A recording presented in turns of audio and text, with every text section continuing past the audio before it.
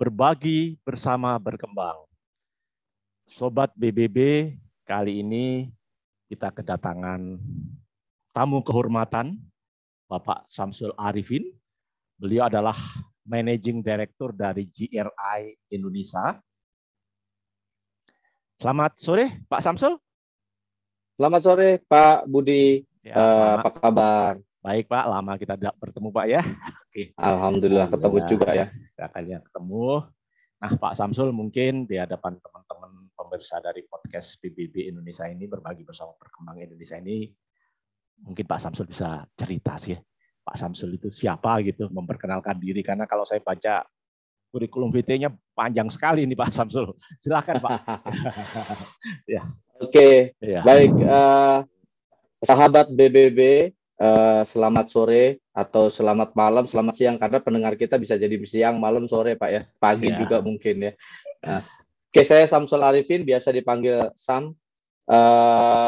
Aktivitas sehari-hari saya adalah melakukan auditing kebanyakan ya untuk beberapa food industries. Jadi kebetulan experience kerja saya sejak tahun 2006, saya approve sebagai International Register Lead Auditor untuk beberapa standar food safety, sebetulnya kebanyakan food Pak. Jadi food safety and quality lah ya. Kebanyakan sih di food. Kemudian saya juga di Managing Director dari GRI. GRI itu adalah Global Reliance International, lembaga yang memang memprovide pelatihan, konsultasi ataupun beberapa aktivitas support terhadap keamanan pangan, praktisi keamanan pangan di Indonesia juga. Dan saya juga kerja bareng sama teman-teman di Badan POM, di KKP dalam rangka pengembangan standar keamanan pangan. Dan saya juga di Lembaga Kesehatan MUI sebagai pengurus pusat 2021 sampai 2025. Jadi ya hari-hari saya kebanyakan memang lebih banyak di ngurusin pabrik, ngurusin misalkan ada yang mau ekspor ke Amerika gitu, mereka butuh sertifikasi sebagai syarat untuk masuk ke negara tujuan, maka biasanya saya melakukan auditing di industri. Jadi jadi Sobat PBB, Pak Samsul ini kalau masalah pangan ya, terutama keamanan pangan itu kalau menurut saya itu bukan hanya ahli ya, tapi ahlinya ahli ya. Ahli dari keamanan pangan. Praktisi. Oke Pak Samsul, kita mulai aja ngobrol-ngobrol ya.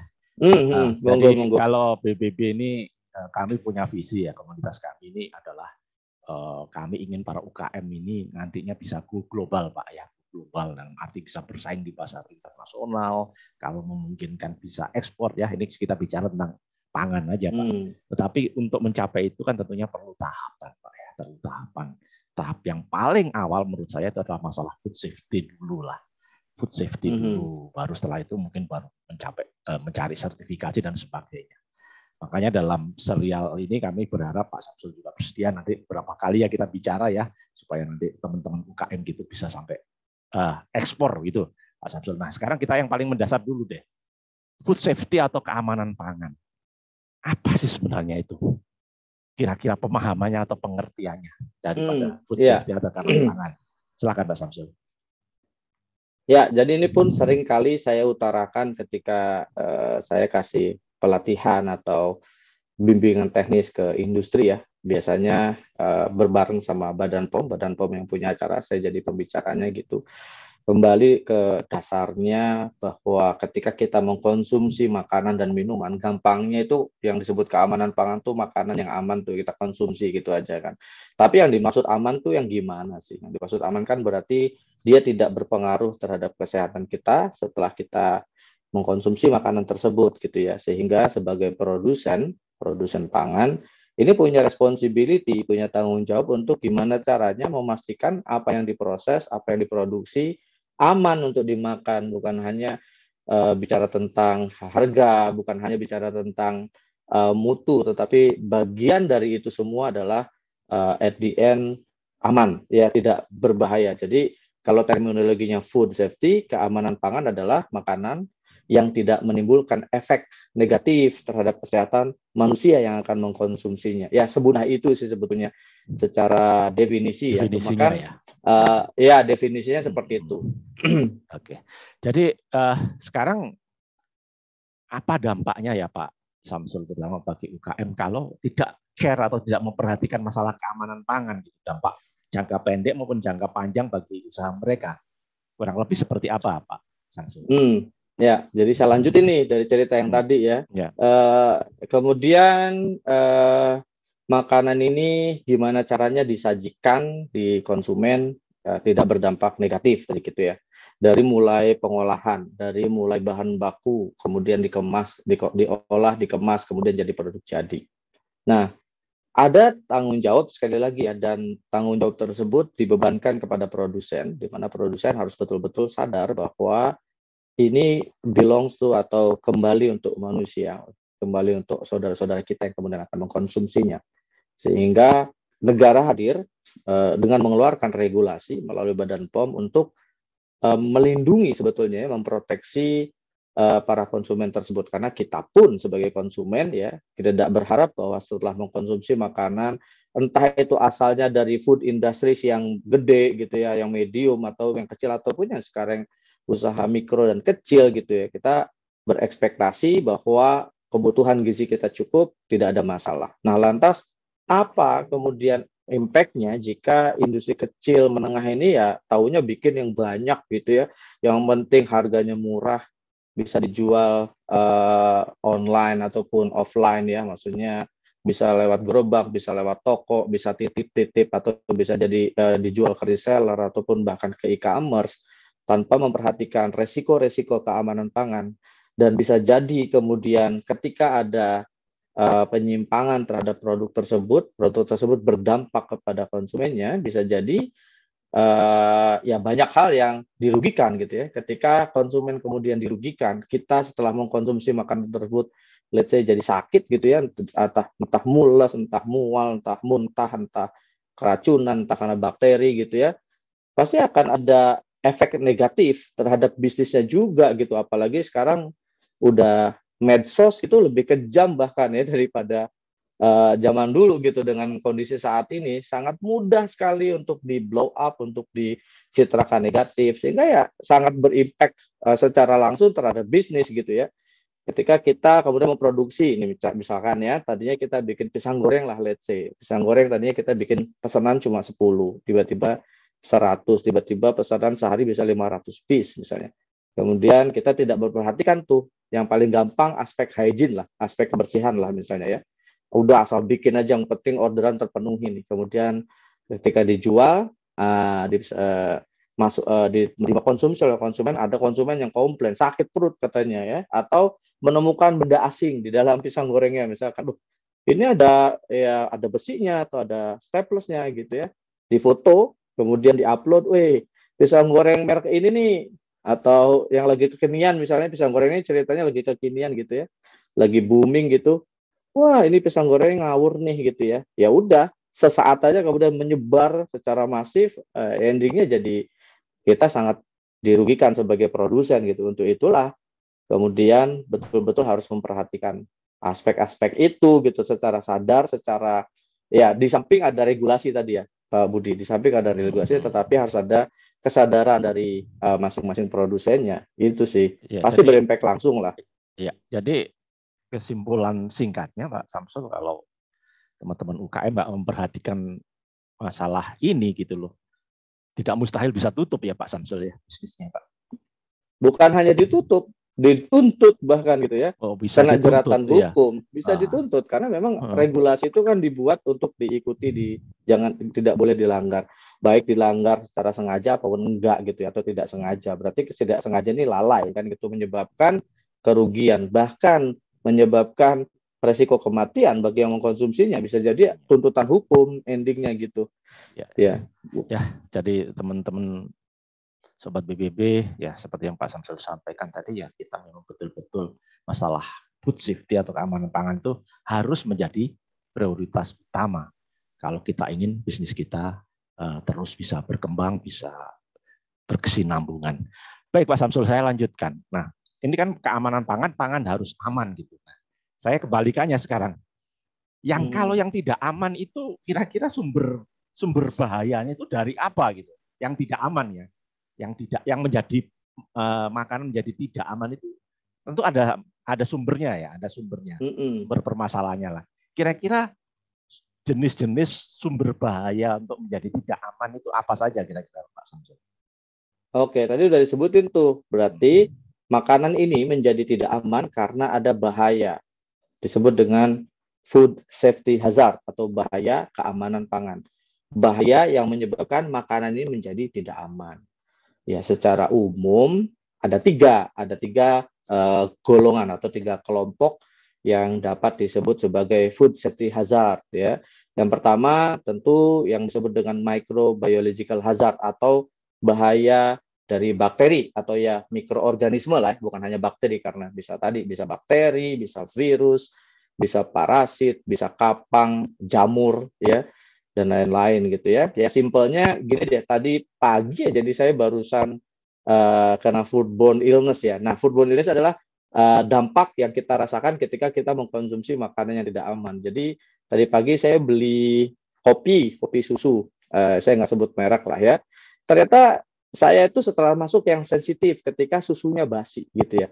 Dia menggunakan susu, rupanya mungkin ditaruh di kulkas berhari-hari, mungkin susunya ini susu cair biasa gitu. Tapi saya langsung efek negatif ya, langsung berdampak nih, langsung saya ke WC berkali-kali dan saya rasakan bahwa this is something wrong with the milk gitu. Karena susu ini salah satu protein yang memang atau makanan yang mudah busuk lah ya, kita simplifikasi, makanan yang mudah busuk.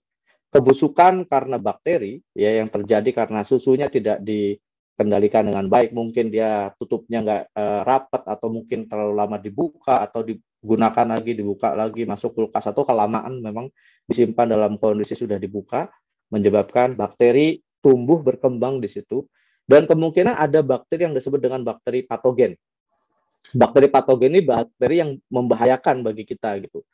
Bakteri ini kemudian menduplikasi diri, ya, dia membelah diri sangat banyak, dan ketika kondisi tertentu, kemudian tubuh kita menolak kehadiran dari bakteri tersebut karena dia sifatnya berbahaya atau beracun atau bisa jadi menginfeksi. Karena bakteri sifatnya ada dua, ada yang mengintoksikasi, intoksikasi itu dia bikin racun, ya, ada yang menginfeksi. Nah itu contoh sederhana lah, pokoknya makanan busuk karena pembusukan bakteri. Nah, di dalamnya mungkin sekelompok bakteri ini ada yang berbahaya bagi kita.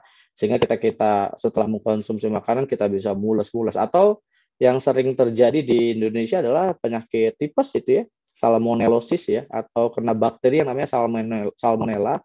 Ketika imun kita lagi nggak bagus ya, daya tahan tubuh kita lemah ya, kita mengkonsumsi makanan yang terinfeksi oleh salmonella, di dalam makanan itu ada salmonella, ya akhirnya sakit tipes gitu ya. Kalau di Indonesia tipes ini kan udah jadi endemik ya. Endemik itu berarti sudah localized lah ya. 9 di antara 10 orang Indonesia mungkin udah pernah sakit tipes gitu. Kedua, dari bakteri tadi ada nanti virus ya. Virus ini ada juga yang memang transmisinya melalui makanan gitu. Misalkan hepatitis. Virus hepatitis itu memang transmisinya melalui makanan. Walaupun dia tidak hidup di makanan, karena dia butuh inang untuk dia hidup. Maka inangnya itu manusia atau hewan gitu ya. Kemudian ada parasit, contohnya kita kena cacing ya. Saya dulu cacingan tuh. Setiap 6 bulan sekali saya minum Combantrin, sebut merek ya. Saya minum obat cacing karena telur cacingnya mungkin ada di makanan tersebut atau di tangan saya gitu ya. Kemudian berkembang. Itu namanya parasit ya. Parasit merugikan kita karena dia tumbuh di dalam usus besar atau mungkin tergantung cacing hati ada dia di saluran pencernaan dan di hati gitu misalnya, atau cacing-cacing yang lain itu parasit namanya. Ada lagi jamur ya, misalkan kacangnya udah berjamur nih, jamurnya mungkin kalau kita kupas nggak masalah gitu, tapi jamur ini ada yang beracun, ada yang namanya Aspergillus flavus, itu jamurnya menghasilkan toksin namanya aflatoksin. Nah itu mau digoreng, mau direbus, mau dimasak, kalau racunnya sudah terbentuk tidak bisa hilang gitu ya. Kemudian apalagi bahaya kimia tadi ya, misalkan bahaya kimia ini ya contoh gampangnya kita makan sesuatu yang mengandung kontaminan kimia. let's say ada logam berat, misalkan kita makan kerang-kerangan. Kerang ini kan statis hidupnya tuh di bawah air ya. Perairannya, lautnya terpolusi, dan kerang ini kemudian menyerap semua apapun ya yang ada di atasnya, zat yang ada di atasnya, termasuk bisa jadi logam berat. Misalkan heavy metals ini kayak merkuri, mungkin kadmium, timbal ya, atau plumbun gitu ya, dan bisa jadi berpengaruh terhadap kita. Kemudian bahaya kimia yang lain, misalkan kita nambahin bahan tambahan pangan, pengawet misalkan. Pengawet ini kebanyakan, overdosis gitu ya, itu juga akhirnya bisa terakumulatif ke kita gitu. Kemudian apalagi misalkan bahaya kimia yang sekarang ini juga sangat riskan terjadi di kemasan gitu. Kemasannya ini nggak tahan panas. Kemasannya ini mengandung bahaya kimia yang kalau ketemu sama makanan nempel gitu dia akan pindah. Nah, namanya adalah migrasi kimia dari kemasan tersebut. Nah, itu juga ngaruh terhadap kita gitu. Cuma ada efek langsung, ada efek nanti gitu ya. Efek langsung ini disebut efek akut. Efek seketika. Tadi pagi saya efek seketika tuh. Setelah saya minum susu saya langsung mules-mules. Nah, itu efek seketika. Tapi ada nggak kita rasa loh, efeknya nanti. Tiba-tiba suatu ketika orang tersebut divonis cancer gitu, itu karena akumulasi. Kita nggak sadar gitu ya. Heavy metals itu salah satu penyebab penyakit degeneratif disebutnya ya. Yang ketiga adalah fisik. Fisik ini kelihatan atau bisa kita lihat secara visual ya, kayak mungkin ada kayu, ada paku, mungkin logam, ada serpihan kaca. Coba bayangin, kita lagi makan bubur ya, tiba-tiba ada serpihan staples lah misalnya ya. Kalau kita sadar mungkin kita bisa langsung keluarkan kembali. Tapi kalau yang konsumsi anak-anak kan mungkin ketelan. Nah, kalau ketelan staples bisa jadi bahaya. Nah, itulah contoh penyebabnya gitu ya yang disebut dengan food safety hazard tadi, Pak Budi. Jadi banyak sebetulnya. Tapi secara umum ada 3 tadi ya, bakteri atau mikrobiologi, fisika, dan kimia, dan fisika. Oke, jadi dari 3 tadi, Pak, 3 golongan atau 3 kelompok tadi, menurut pengamatan atau pengalaman Pak Samsul ini kita bicarakan khusus pemirsa kita kan banyak kan malah UKM ya. Sebagai saya kasih contoh aja, mungkin misalkan banyak dari anggota kami itu produsen UKM snack gitu ya. UKM snack ya, misalkan yang ready to eat karena sudah siap dimakan ya, misalkan rengginang atau kerupuk atau apa. Nah, dari 3 jenis bahaya tadi kira-kira Pak Samsul yang menurut pengalaman Pak Samsul itu yang paling sering ada di UKM, produk-produk UKM itu yang mana ya? Apa 3-tiganya atau bagaimana? Mungkin dari pengalaman Pak Samsul melihat. Oke, berarti saya kenalin dulu disebut dengan kategori pangan ya. Jadi makanan ini macam-macam. Ada yang resiko tinggi, ada yang resiko sedang, ada yang resiko rendah. Makanannya itu sendiri ya. Nah, berarti harus paham dulu. Ketika kita mengolah makanan yang kategori resiko tinggi, berarti harus paham apa sih makanan yang kategori risiko tinggi. Kategori risiko tinggi itu makanan yang berprotein tinggi. Ya, kita mungkin belajar dulu 4 sehat 5 sempurna, karbohidrat bla bla, ada protein. Sumber protein hewani dan sumber protein nabati. Protein nabati ada kedelai ya, ada kacang dan lain-lain. Sumber protein hewani contohnya ikan, susu, udang, daging ayam, daging sapi, daging-dagingan itu protein hewani ya. Nah, ketika makanan tersebut proteinnya tinggi, contohlah susu, ikan, udang gitu, ayam gitu ya, dan kondisinya dia basah ini berarti dia kadar airnya tinggi, maka dia punya potensi tinggi terjadinya lebih cepat mengalami pembusukan. Ya. Kenapa? Karena bakteri itu sangat senang hidup ya dan berkembang di kondisi tersebut. Protein tinggi, kadar air tinggi. Maka dia harus betul-betul diolah dengan baik, jangan sampai ada kontaminasi baik dari materialnya itu sendiri selama proses maupun selama pengemasan dan distribusinya gitu. Nah, kalau yang dry berarti kan kadar airnya rendah tuh. Sebetulnya dia bisa masuk kategori resiko sedang atau resiko rendah. Tapi ya tergantung juga karena bakteri ini juga bisa tumbuh ya. Ini kalau kita bicara bahaya mikrobiologi tadi ya, atau mikroorganisme bisa tumbuh juga di kondisi yang kering, tetapi tidak banyak bakteri yang bisa tumbuh. Nah, dengan kondisi ini maka kita harus memperhatikan yang pertama sumber bahannya dulu gitu ya, berasal dari mana, belinya higienis apa enggak, karena yang tadi kalau Pak Budi bilang, apa sih yang paling gede resikonya? Ya kalau saya boleh katakan saat ini adalah resiko pertumbuhan mikroorganisme atau terutama bakteri yang patogen tadi. Jadi bakteri patogen ini mungkin saya coba analogikan ini bakteri yang berbahaya, dia tuh ya apa ya, anarkis terhadap kita gitu. Karena nggak semua bakteri juga, ada juga bakteri yang baik, ada yang bakteri biasa aja itu nggak ngaruh sama kita, tapi ada yang nakal gitu lah gitu ya. Yang bahaya nih yang nakal nih. Nah, dan itu ada di mana-mana, ada di air, ada di tanah, ada di permukaan peralatan yang kotor, ada di pekerja nempel di tangan gitu. Sehingga kalau dikategorikan di UKM apa sih sebetulnya resiko pertumbuhan mikrobiologi atau cemaran terhadap bakteri ini gede. Buktinya apa? Banyak kasus kok sebetulnya, cuma ada yang memang sampai blow up nasional, ada yang lokal aja. Let's say kita ada catering itu hajatan atau apa banyak tuh yang beberapa berita yang masuk ke media nasional, dia kemudian terkontaminasi menyebabkan orang sakit. Nah, kebanyakan itu karena kalau bahaya fisik biasanya kelihatan gitu dan itu bisa disortir, bisa dipilih gitu ya. Tapi kalau misalkan memang dalam bentuk tertentu memang nyaru gitu ya masuk di dalam makanannya, perlu alat khusus untuk mendeteksi itu. Nah, kalau bahaya kimia ini yang nggak dirasa oleh kita. Tapi itu pun sebenarnya potensinya gede. Artinya kalau jawaban saya mungkin prioritas pertama memang kendalikan kondisi kebersihan, karena kebersihan ini nanti kaitannya sama pertumbuhan atau kontaminasi dari bakteri dan mikroorganisme lainnya ya. Yang kedua, pastikan juga bebas dari cemaran kimia selama proses. Misalkan tiba-tiba lagi proses kita pakai pakai mesin gitu, mesinnya pakai gemuk atau pakai olinya netes masuk ke dalam, kita nggak sadar, ya itu jadi kontaminasi ya. Dan tentu saja tadi bahaya fisik. Jadi kalau saya urutkan mungkin biologi dulu, kimia, baru fisik. Tapi tiga-tiganya sih penting sebetulnya, karena itulah yang bisa menyebabkan kita sakit. Kalau ditanya yang paling sering, yang paling sering adalah kalau di UKM, resiko terhadap pertumbuhan bakteri karena kita nggak melakukannya dengan baik, hygiene terutama ya, hygiene atau kebersihan.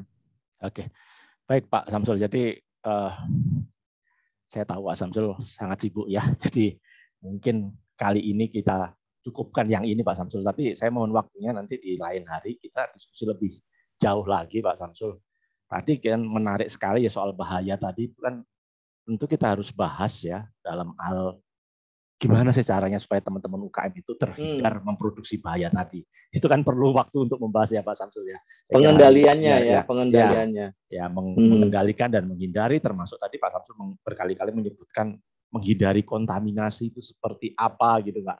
Nah itu nanti mungkin di sesi berikutnya mohon lain hari kesediaan waktu Pak Samsul untuk kita diskusi lebih mendalam tentang hal ini. Bagaimana Pak Samsul, bersedia ya? Siap, bersedia. Okay. Ini kan tadi intronya dulu ya.